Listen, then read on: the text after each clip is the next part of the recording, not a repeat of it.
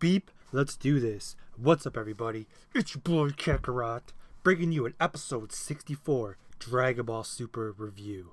This one, given the state of the internet and Facebook, we all knew what was going to be happening, but let's get more in depth other than the big fusion we all know about. It starts off with, surprise, surprise, Vegeta actually winning a fight. My boy Vegeta is whooping Black's ass pretty well. Obviously not for long, and we have a new, Black is constantly learning his body, and he understands how Saiyans, like Vegeta especially, was able to improve so rapidly. Now, he's not really correct because he was in the hyperbolic time chamber and such, room of spirit and time, but he, says that his anger is what makes him strong. So Black decides to use some of his anger, and he actually sticks his freaking light sword into his hand and pulls out a Sith. Is that what they call it? I'm not quite sure. It's the weapon of the Grim Reaper kind of looking thing. And he pulls that out. Like, I was hoping he was actually going to use it, but he only uses it for a brief second. That's actually a pretty wicked ass weapon. So he throws it at Vegeta. Vegeta's like, dodges it easily and says, that can't hit me with my speed. And then he looks and sees what it did but to the right of him and pretty much craps his pants. It pretty much put like a rip in like space and time, like when Gotenks and Piccolo and Majin Buu were stuck in the room of spirit and time, and they were like powering up and screaming and causing a rip in spirit and time. So that's what it looked like to me. Without researching it, I'm just gonna say it's that. And Black doesn't even know what that is. He just says that maybe it's a different universe. He's like, even I don't know. He's either being cocky or a dick, or he's just kind of just toying with them. So the far future or the past, and he gets some of his shadow clones obviously coming out that we've seen before. So Zamasu is just talking smack. Campbell, he actually is in shock what he just saw Black do. So Goku says, you're wide open, and that says it all. Goku just freaking jaws him, just Metal Gear Solid 5 running up with that huge like mega punch that you charge up, just freaking blows his crap out. And he says to have this big immortal made you a bit careless. I mean, wouldn't it make you careless if you know that like you could just walk the streets, I'm not going to die? So obviously it makes you careless. There's nothing you could do. Apparently there's nothing you could do. He thinks, I cannot die. Although I'm not getting into the past. There has been immortal people before who they've obviously beaten. Movie-wise, I'll let you guess. Earlier movie. But they got the pot fixed. Thank goodness you fixed it. So Mai looks at the binoculars, and for some reason we see Zamasu charging at them. The binoculars can't be that strong. Now, with Dragon Ball time, we all know people use the Goku and Frieza analogy of how long scenes can take. So, with that being said, Zamasu's coming here. What happened to Vegeta and Goku, they don't unsure of. So Zamasu, keep in mind, Zamasu is flying towards them, and he's seen their little place. It did not look that far away. The distance was not far. So Bulma says that you're going to have to learn the containment wave because we have no other option. So we get to see what happened to Goku and Vegeta as the Shadow Clone Jutsu has kind of binded up Goku and Vegeta. Now we're playing Naruto rules here. Shadow Clone rules. You have to find the real one. So they're smashing all of the Shadow Clones, which do nothing. Now these are not Gotenks where they explode. No, these are not Super Ghost Kamikaze attack. We're talking about they're just exploding. You have to find the real one. Even the scatter shot, I want to call it, based on my Xenoverse experience, kind of a scatter shot. They hit every one except the real one, obviously. The real one's standing right there too, but they missed him, of course. So they all just respawn. So he has a lot more chakra than Naruto. Okay, let's just keep it at that. So, and even I told myself, like, why can't they do instant transmission to Trunks to go save them? And because the energy that rip in space and time kind of messed up all the energy around them, so Goku cannot find Trunks' energy. So we have some crazy poses. That's Captain Ginyu 100%. So Trunks they're trying to figure out the pose. And keep in mind, they're doing all of this, and Zamasu looked to be all of 100 or 200 yards away, but they have all this time to do this. So Zamasu must be just kind of coasting his way to their little garage hunt. So, like any woman in this world, of course she has her phone, and she plays an Instagram video she took of Piccolo learning the containment wave. So, or the Mafuba.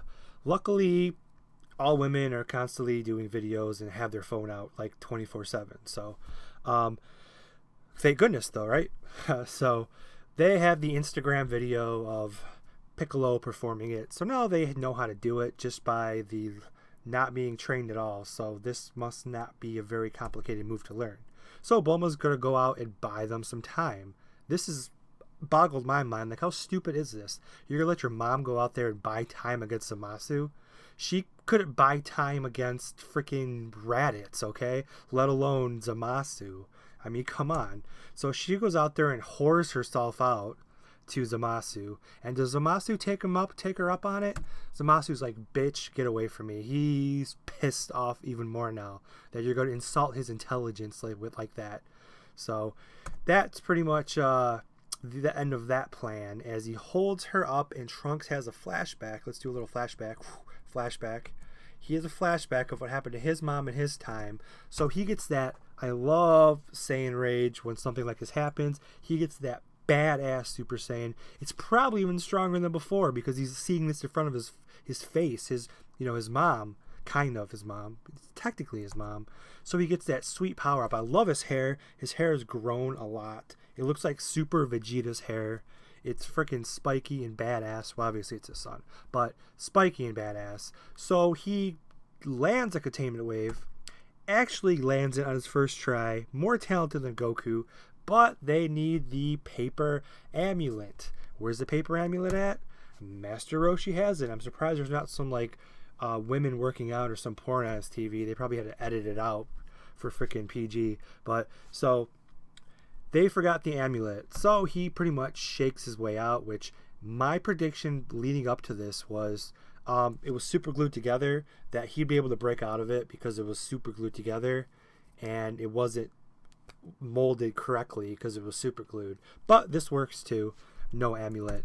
So Black uses his instant transmission because he just felt Zamasu's energy completely go away, completely come back. He's like, what's going on over there? So he goes over there, and Zamasu finally gets smart and says, we've been making a terrible error in judgment because we cannot underestimate them, because I'm immortal, but they almost just sealed me away and beat me if it wasn't for a really bad human error.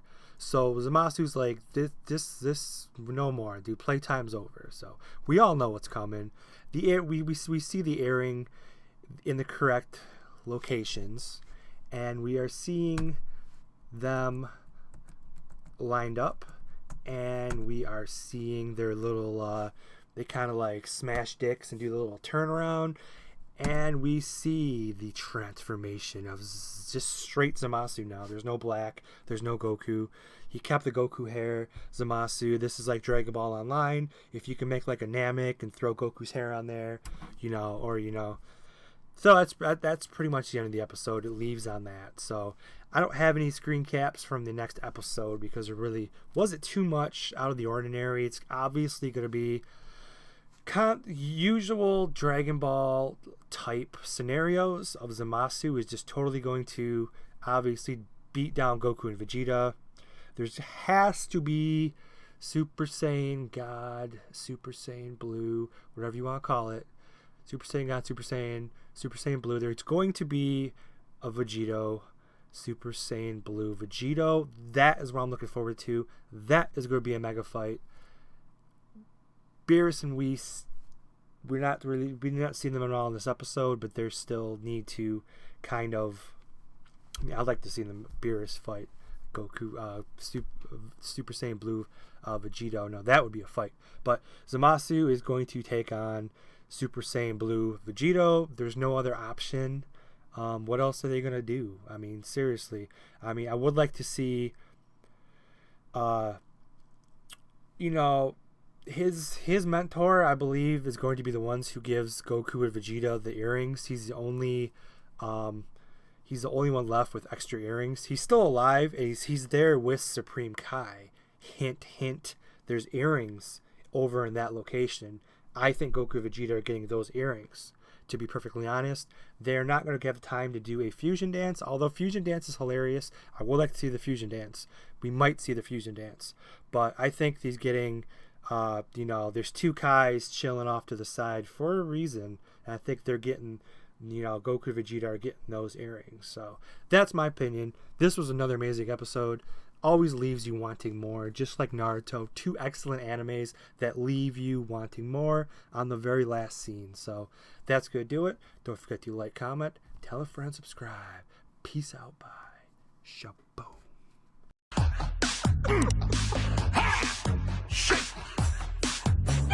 Don't forget to smile. Don't forget to smile. Right. Bon par par. Bon par par. Bon par par. Bon par par.